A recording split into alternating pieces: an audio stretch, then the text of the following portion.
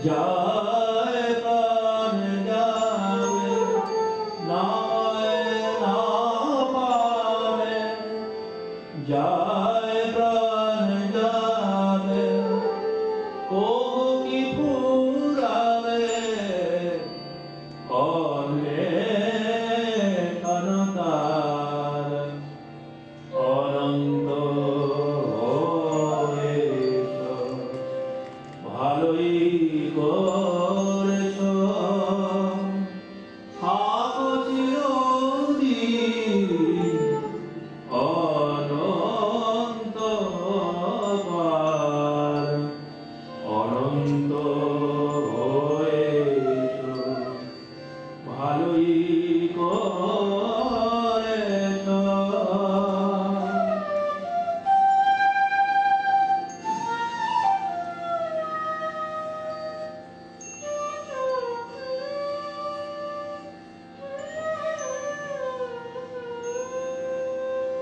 যত পাছে পাছে ছুটে যাব আমি তত আরো দূরে রবে তুমি যত পাছে পাছে ছুটে যাব আমি তত আরো দূরে রবে তুমি যতই না পাব ততই পেতে চাব যতই না পাব তত পেতে চাব ততই বাড়িয়ে পিপাসা আমার অনন্ত হয়েছ ভালোই করেছ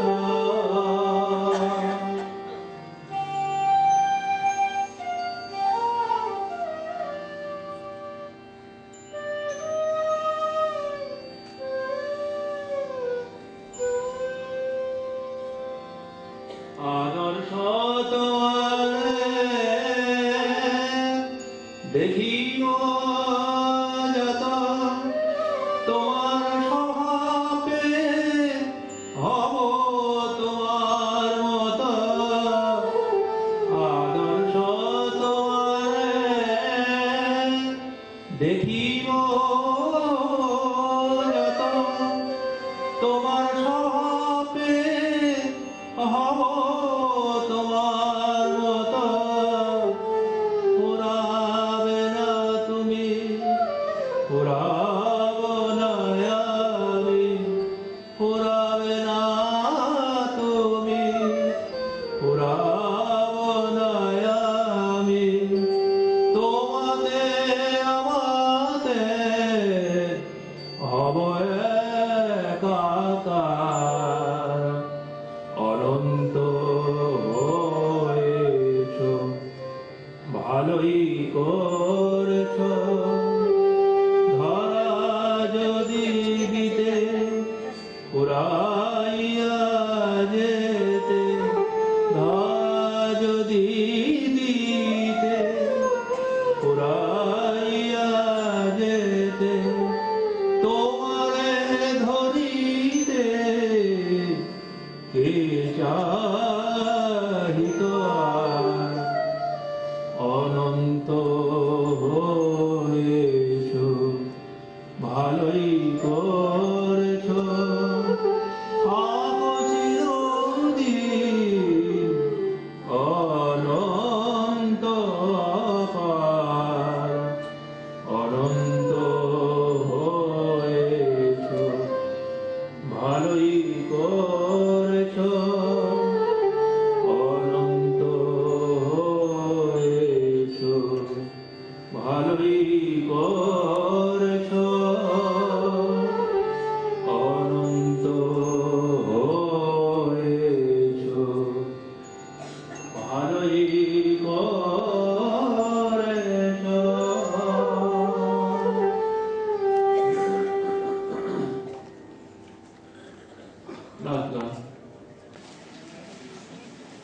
আমার প্রতিজ্ঞা এসেছে যে যেহেতু প্রশ্ন অনেক, প্রশ্নগুলোর উত্তর দিতে শুরু করুন। এখন যেহেতু সময় 10-15 মিনিট হতে আছে, তা এখানে একজন চন্দ্রকান্ত ধর্মসার আছেন, কলেজ স্ট্রিট থেকে এসেছেন। তিনি বলছেন যে ভারত এত স্ববিরোধ দেশ কেন, এখানে যেমন ধর্মস্থানে ভিড় হয়, আবার রন্ধ্রে রন্ধ্রে দুর্নীতি কেন? দুর্নীতি কেন? কর্মগুলো খারাপ করি বলে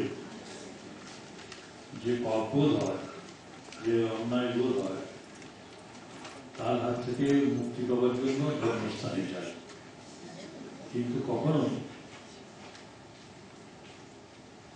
পবিত্রতার ভাব নিয়ে পবিত্র কর্ম করে ধর্মস্থানে যাচ্ছি না। ধর্মকে তখনই আমাদের মনে পড়ে যখন আমি কিছু পাপ কাজ করেছি, পাপের স্থাপনের জন্য ধর্মস্থানে যাচ্ছি।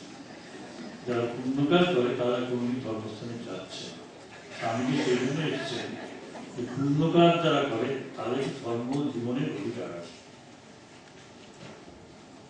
কর্মকে ধর্মের সঙ্গে আলাদা করে দেখেছিলাম, সেই জন্যই দুর্দশা। এই স্ববিরোধ ঘটাবার জন্য কর্ম এবং ধর্মে স্বামীজির আগমন, ঠাকুরের আগমন, মায়ের আগমন, এটাই আসল জিনিস। যে কর্মটাকে ভালো করে করতে পারে না, শুদ্ধ করে করতে পারে না, কর্ম ফাঁকি দিয়ে সে ঠাকুর ঘরে বসে চর্চা করবে, তাই তো হচ্ছে। এর থেকে মুক্তি পাবে। বোঝা গেল কিছু? আমরাও তাই করি তো। ধর্মসার আপনি তো তাই করেন নাকি? ওকে দাঁড়িয়ে যদি বলতে হয় আপনি বলুন না, ব্যাস ঠিক আছে। আমি ব্যবসা করছি, ওষুধে কিছু ভেজাল দিলাম, আমি জানি ওষুধ ওই ভেজাল থেকে মানুষের অকল্যাণ হবে। তো ঠাকুর তুমি তো জানো আমাকে, আমি তোমাকে 15 লক্ষ টাকা ঘুষ দিলাম, আমার 1 কোটি টাকা ইনকাম হয়েছে, আমি তার থেকে 15% তোমাকে দিলাম, তুমি আমার পাপ স্থাপন করো। স্বামীজি বলছেন না, এইভাবে ধর্ম নয়, এটা ধর্মের ধার্মিক নয়, এদের জেলে যাওয়া উচিত। কিন্তু তারা এই জেলার হয়ে বসে আছে, কি করবে?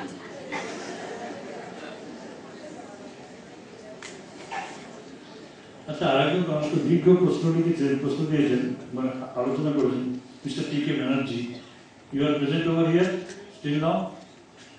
Yes, mister T K Banerjee, respected Swami Subharananda, we all know the background of Noble Mission of Swami Kalyananda and Swami Nishyananda, this and that.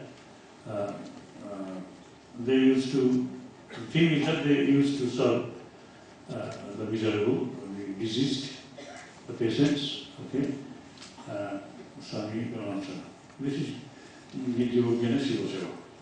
We also know Sri Mon came out of his house on several occasions, stayed on the roads of Calcutta along with destitutes, shared their pitiable and helpless conditions, gave them solace with devotion and love with the same noble mission of Shiva Gyaneshwar. Who says?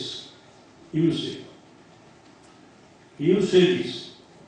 The realized souls, when they live on earth, they have to take the help of serving people by way of showing compassion. That is Daya. They keep Daya minded. So this keeping compassion, serving them, is not the means to attain realization of service. For Kalyananda and this, they used to take up this service as means to self-realization. This is the basic difference. যারা ধর্মজীবন লাভ করে গেছেন, প্রবুদ্ধ হয়েছেন, তারা কিছুটা রেখে দেন, সেবাভাব দয়াভাব তাদের থাকে, কিন্তু এটা তাদের মিশন। সেটাই তো উনি বলছিলেন বাবা, যে after realisation you serve, no service and means. We follow it, sir? It has to be a means. I am just a sadhu, not a siddhu.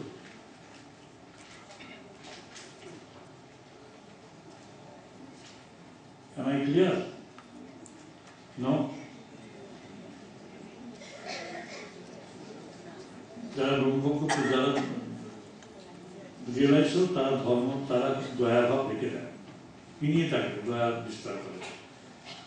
কিন্তু দয়াটা তাদের কাছে, এই সেবাটা তাদের কাছে কিন্তু উপায় নয়, ধর্মজীবন লাভের উপায় নয়, এটা আফটার এফেক্ট। কিন্তু উপায় হিসেবে নিতে হবে, একটা মিনস একটা এফেক্ট।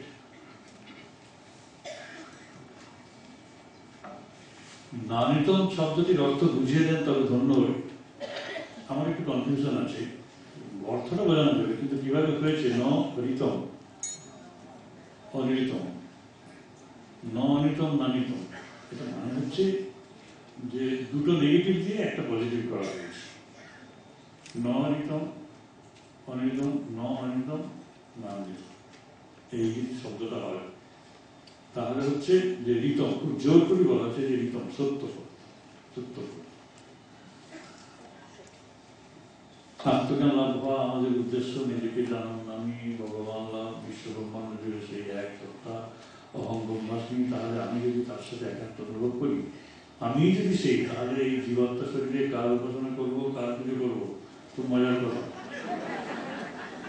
তারপর কি গালাগালি দিলে আপনি কষ্ট পান তো? প্রশংসা করলে আনন্দ পান?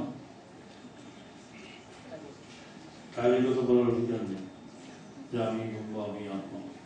দেহবোধ প্রচন্ড, সেই দেহবোধের পারে যাওয়ার জন্যই তো এই অবস্থা। যাদের হয়েছে তাদের আর থাকে কিছু, তাদের কথা আপনি বলছেন, নিজের কথা নয়, তাই তো? তাদের কথা বলছেন, আপনার নিজের কথা বলছেন না। পরের নিন্দা শুনে চোখ দিয়ে জল পড়ে? পড়ে? কার পড়ে?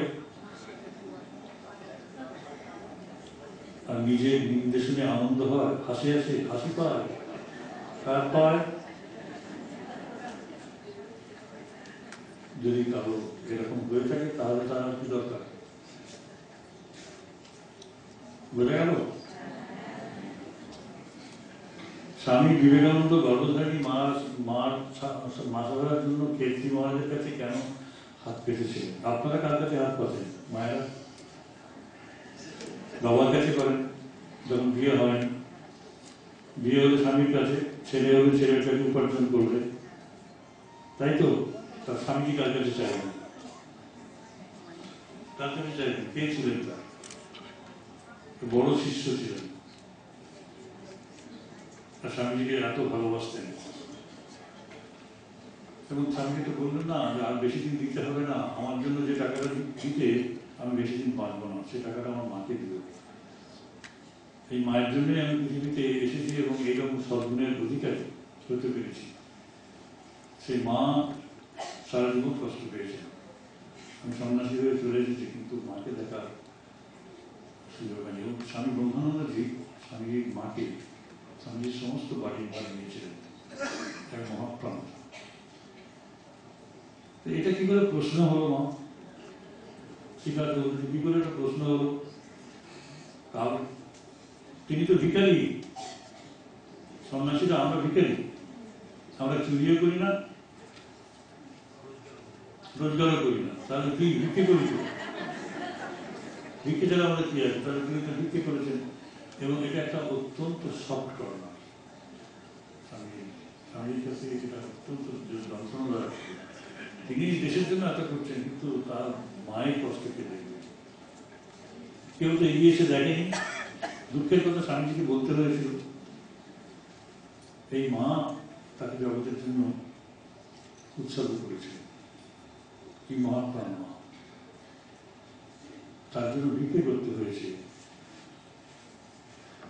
আমি একজন যুবক প্রতিনিধি, ধর্মীয় মতে একটি ক্রোধ সংযত করা উচিত, কিন্তু কার্য বিশেষে ক্রোধ প্রদর্শন করা কি অন্যায়? নিশ্চয়ই নয়, নিশ্চয়ই নয়। মহারাজি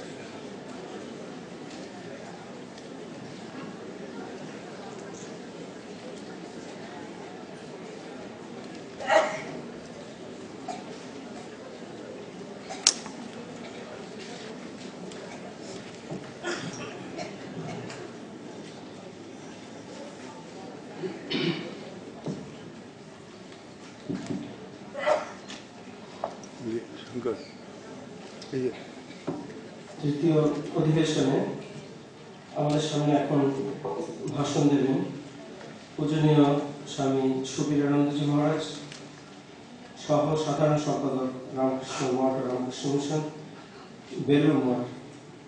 পূজনীয় মহারাজের বিষয় স্বামীজি বর্ণিত শ্রীরামকৃষ্ণের নবযুগ ধর্ম।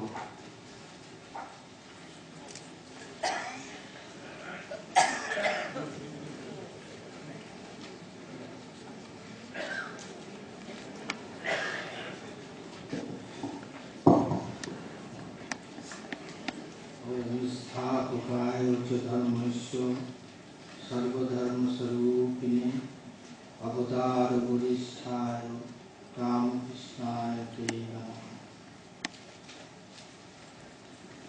এই মহান প্রতিষ্ঠানের যিনি অধ্যক্ষ পরম প্রতিভাজন স্বামী সুবর্ণানন্দজি মহারাজ, এখানে এই প্রতিষ্ঠানের সঙ্গে যুক্ত সন্ন্যাসী এবং ব্রহ্মচারী বৃন্দ, উপস্থিত ভক্তমণ্ডলী, আপনারা খানিকক্ষণ আগে শুনলেন যে আমার বক্তব্য বিষয় হচ্ছে স্বামীজি বর্ণিত শ্রীরামকৃষ্ণের যুগধর্ম। আমি একটু পরিবর্তন করতে চাই। আমি বলি শ্রীরামকৃষ্ণ বর্ণিত শ্রীরামকৃষ্ণের যুগধর্ম। স্বামীজি এবং শ্রীরামকৃষ্ণের মধ্যে যে সম্পর্কটি ছিল, সেই সম্পর্কটি হচ্ছে একই সত্তার দ্বিধা বিকাশ। শ্রীরামকৃষ্ণ কথামৃতে একটি অদ্ভুত উপমা দিচ্ছেন। আমরা কথায় বলি উপমা কালিদাসস্য, কিন্তু উপমা শ্রীরামকৃষ্ণস্য উপমা কালিদাসস্যকেও ছাড়িয়ে যায়।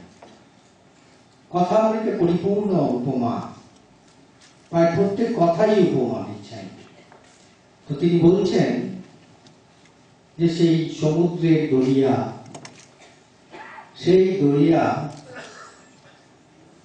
রয়েছে একটি বিশাল জাহাজ।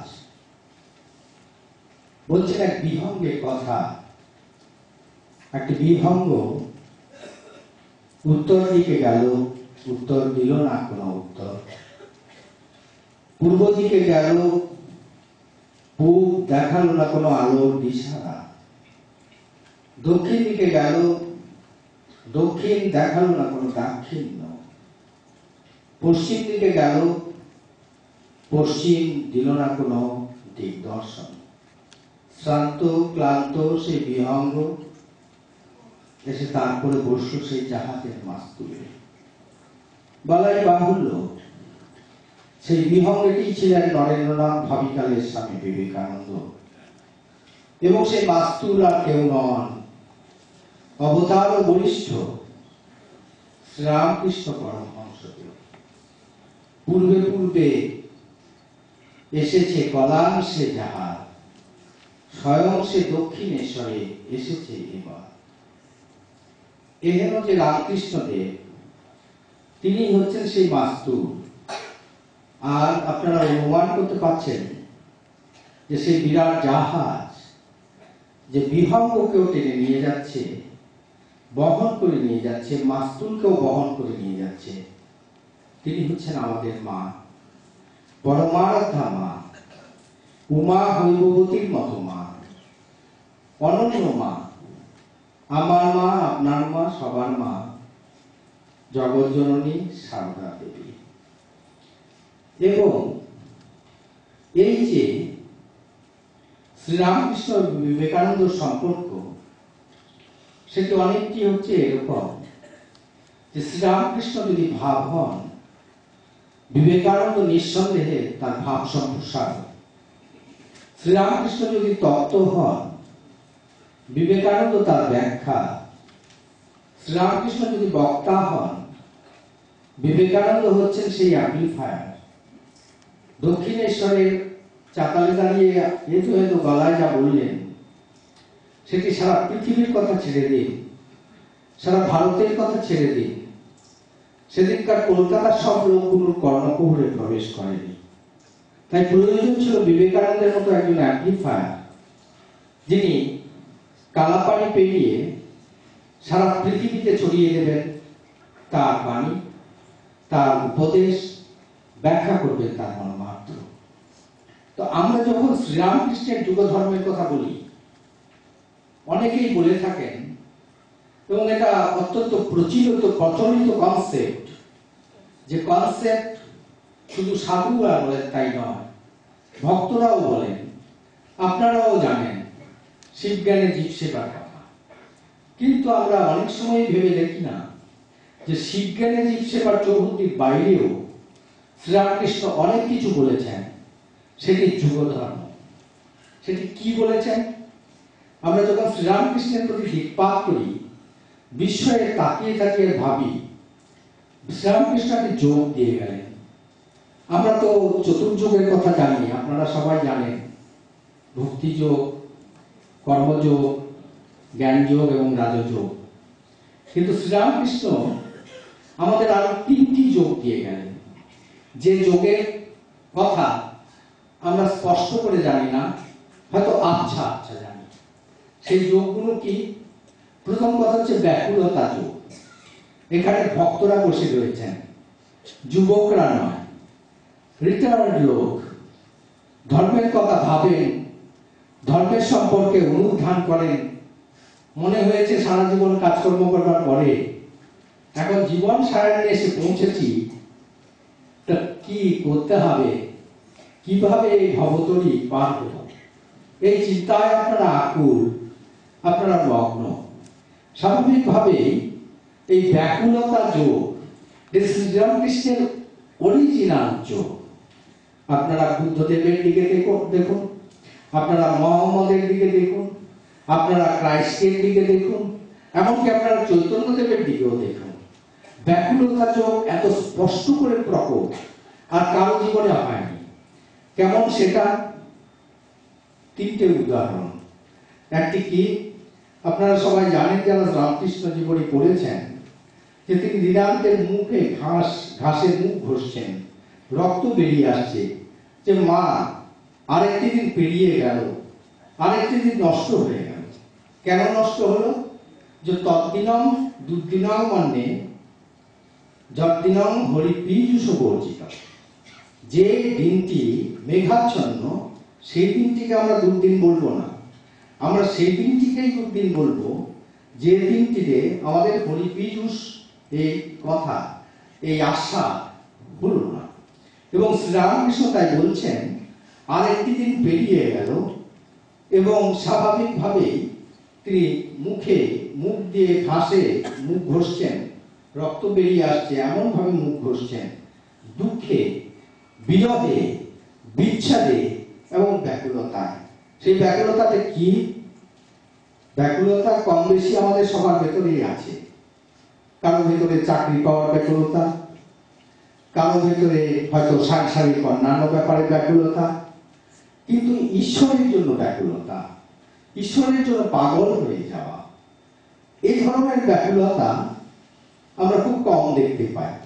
শ্রীরামকৃষ্ণ সেই ব্যাকুলতা দেখিয়ে দিয়ে গেলেন। এই যে একটি ব্যাকুলতা, আর ব্যাকুলতার চরম অবস্থা কি সেটিও শ্রীরামকৃষ্ণ দেখিয়ে দিয়ে গেলেন।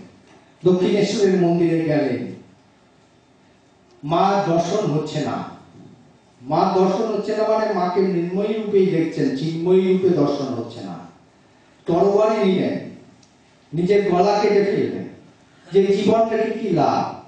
যে জীবনে মাকেই দর্শন করতে পারল না, যে জীবনে ঈশ্বর লাভ হলো না, সেই জীবন রেখে লাভটা কি? আর মা তখনই প্রকট হলেন। এটি হচ্ছে ব্যাকুলতা যোগ, যে যদি সেই ব্যাকুলতা থাকে তাহলে মা প্রকট হবেই হবেন। আমি একটা খুব প্র্যাকটিক্যাল ঘটনা বলছি। আপনারা অনেকেই স্বামী নির্বাণানন্দজি মহারাজের নাম শুনেছেন। স্বামী নির্বাণানন্দজি মহারাজের কাছে একদিন আত্মস্থানন্দজি গিয়েছেন। আমার স্বামী নির্বাণানন্দজি মহারাজের সেবা করবার অল্প একটু সুযোগ হয়েছিল। তো আত্মস্থানন্দজিকে বলছেন প্রণাম করে যে মহারাজ আপনাকে দেখলে খুব ভালো লাগে, আনন্দ হয়। তো মহারাজ বললেন কেন? বলল আপনি হচ্ছেন আমাদের মধ্যে একমাত্র ভিসা আর পাসপোর্ট ওয়ালা লোক। পাসপোর্ট হয়তো অনেকের আছে, রামকৃষ্ণ সঙ্গে আমরা এসছি, রামকৃষ্ণ সঙ্গে যখনই এসছি তখনই পাসপোর্ট পেয়ে গেছি, কিন্তু ভিসাটা কারো হয়নি, আপনার শুধু ভিসা হয়েছে। বললো কেন? বললো ওই যে রাজা মহারাজ বলে দিয়েছেন আপনার ব্রহ্মজ্ঞান হবে, নির্বাণ লাভ হবে। শরৎ মহারাজ তখন মহারাজ বলছেন যে না না, শুধু রাজা মহারাজ বলবেন কেন, উনি তো হাতে হাড়ি ভেঙে দিলেন। প্রথম আমাকে বাবুরাম মহারাজ বলেছিলেন, তারপরে আমাকে শরৎ মহারাজ বলেছিলেন, তারপরে মহারাজ বললেন, তারপর মহারাজের শরীর যাওয়ার পর মহাপুরুষ মহারাজ আমাকে বলেছেন। মহারাজ বলেছেন তোমার ব্রহ্মজ্ঞান হবে, আমিও বলছি তোমার আলবাদ ব্রহ্মজ্ঞান। তো ভিসা আর পাসপোর্ট, তো ভিসা পাসপোর্ট পাওয়া এর একজন মানুষ যাকে আমরা ব্রহ্মজ্ঞ বলি। ব্রহ্মজ্ঞ কে, এটা আমাদের পক্ষে বোঝা সম্ভব নয়। একজন সিআইডি আরেকজন সিআইডির সঙ্গে দেখা হলে চট করে বুঝে ফেলে, কি ভাই তুমি কোত্থেকে এসছো? আমি তো হাওড়া থেকে এসেছি। বলে আমি আমতা থেকে এসেছি। কিন্তু বুঝে ফেলেছে যে ও হচ্ছে ওর জাত ভাই, অর্থাৎ সিআইডি। একজন মিলিটারি আরেকজন মিলিটারিকে দেখলে বুঝে ফেলে। দশরামী সম্প্রদায়ের একজন সন্ন্যাসী আরেকজন সন্ন্যাসীকে দেখলে একটু কথা বললে বোঝে। আমাদেরও একটা কোড আছে, সেই কোডটা আপনাদের বলা চলবে না। তো সেই কোড আমরা জিজ্ঞেস করি। আমরা যখন উত্তর কাশীতে যাই, ঋষিকেশে যাই, ভিক্ষের জন্য যাই, আমাদেরও জিজ্ঞেস করে, আচ্ছা আপ क्या सन्यासी है क्या? बोला हाँ। बोले प्रमाण क्या है आप जो सन्यासी है? तो একটি আছে কোড। আমি যখন এই কথা বলি তখন সঙ্গে সঙ্গে বলে হ্যাঁ এ তো ঠিক বাত হয়। আমি একবার ঋষিকেশে ছত্রে দাঁড়িয়ে আছি, কালীকমলির ছত্রে। ওই কালীকমলি মালিক এসছেন, খুব মোটা মারোয়ারি, বোধহয় কলকাতারই লোক। তো বসে আছেন উনি গদিতে, 10 টাকা করে সাধুদের দেওয়া হচ্ছে। তা আমি বললাম যে আমার কাছে পয়সা আছে, আমার টাকার দরকার নেই, আমি টাকা নেব না। তখন আমার পেছনে দাঁড়িয়ে একজন বৃদ্ধ সাধু বলছে, স্বামীজি आप अगर नहीं लेते हैं तो इनकार मत करो, मुझको दे दो। তো তারপরে আমি যখন টাকাটা নিলাম না, ওকে দিয়ে দিতে বললুম, তখন সেই মালিক সেই লোকটিকে ডেকে কি বললো, লোকটি এসে বললো आपको मालिक बोला जो इसके बाद आप उनसे भेंट करें। তা আমার একটু ভয় হলো যে মালিক অপমানিত বোধ করলো কিনা, যে আমি টাকাটা নিইনি। হয়তো বলবে যে আজকে বিকেল থেকে আপনাকে আর ছত্রে আসবার প্রয়োজন হবে না। তো স্বাভাবিকভাবেই আমি একটু শঙ্কিত হয়ে সেই মালিকের কাছে গিয়েছি। তো মালিক বলছে आप तो रामकृष्ण मिशन से हैं नहीं? हमने हाँ, तब तो आप जरूर ग्रेजुएट साधु होंगे। सुनो बोले लोगों के लेके बोलছে इनको 10 रुपए देने से काम नहीं होगा, 100 रुपए देना होगा। तो आप 100 টাকা দেবেন। সেটাই হোক। তো এইভাবে আমরা দেখতে পাচ্ছি যে সাধারণ মানুষের পক্ষে ব্রহ্মজ্ঞানীকে চেনা সম্ভব নয়। ব্রহ্মজ্ঞানীকে চিনতে গেলে ব্রহ্মজ্ঞানী হতে হবে। ব্রহ্মবিদ আত্মতি পরম, ব্রহ্মবিদ ব্রহ্মৈব ভবতি। তা সেটাই হোক, যেটা বলছিলাম যে ভদ্রমহিলা, সেই ভদ্রমহিলা নির্বাণানন্দজির কাছ থেকে দীক্ষা নিয়েছেন। তিনি থাকেন বসিরহাটে। তা উনি এসছেন দীক্ষা নেওয়ার পরে এই প্রথম বহুদিন পর গুরু দর্শন করতে। ডাক্তার নির্বাণানন্দজিকে বলেছেন যে মহারাজ আপনি ঘরের বাইরে বেরোবেন না, কাউকে দর্শন করতে দেবেন না, কারণ ইনফেকশন হতে পারে। তো ডাক্তারের আদেশ, কারো দর্শন হচ্ছে না। তো তখন নির্বাণানন্দজির একজন সেবক ছিল, আপনারা কেউ কেউ জেনে থাকবেন, রঞ্জিত মহারাজ। তো রঞ্জিত মহারাজ খুব কড়া লোক ছিলেন। তো রঞ্জিত মহারাজের কাছে এসে ওই বৃদ্ধা নয়, মধ্য বয়স্কা, উনি বলছেন আমার গুরুদেবকে আমি একটু দর্শন করতে চাই। তো রঞ্জিত মহারাজ বারবার বোঝাচ্ছেন যে দেখুন ডাক্তার এরকম বলেছেন, গুরুদেবকে দর্শন এখন হবে না। তো উনি বারবার করে বলছেন বহু দূর থেকে এসেছি, বসিরহাট থেকে এসেছি। তো রঞ্জিত মহারাজ তখন বললেন যে দেখুন, আপনার জন্য আপনার গুরুদেবের কষ্ট হয়, এটা কি আপনি চান? আপনি কি আপনার গুরুদেবকে ভালোবাসেন? যদি ভালোবাসেন তাহলে আপনার জন্য আপনার গুরুদেবের কষ্ট হয়, এটা কি চান? তো ভদ্রমহিলা কোনো উত্তর দিলেন না, শুধু বললেন যদি দয়া করে একটু। তখন রঞ্জিত মহারাজ বললেন যে আচ্ছা, আমি তো এখানে অনেকদিন সেবকের কাজ করছি, আপনাকে তো কোনোদিন দেখতে পাইনি, আপনি কোথায় দীক্ষা হয়েছে? বলে আমার দীক্ষা হয়েছে বারাসাতে।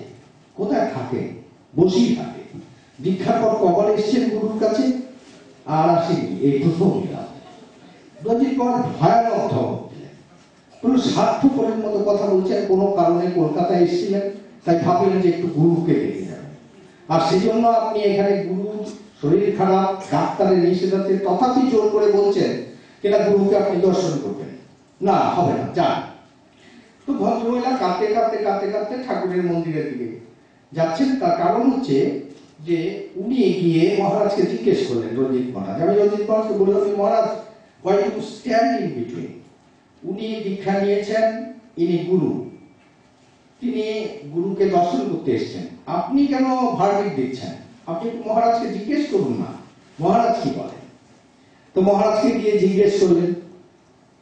তো আপনারা জানেন সেবকদের নিজস্ব স্টাইল আছে, আর সেবকদের একটু ভয় করে, কারণ সেবকরা ধমক টমক লাগায়। তো স্বাভাবিকভাবে মহারাজ বললেন না না, হ্যাঁ ওকে বলে দাও, মানুষ কখনো গুরু হয় না, আমি তো গুরু নই, আমি ঠাকুরের সঙ্গে পরিচয় করিয়ে দিয়েছি, ঠাকুরই গুরু, ঠাকুরকে প্রণাম করে দিতে।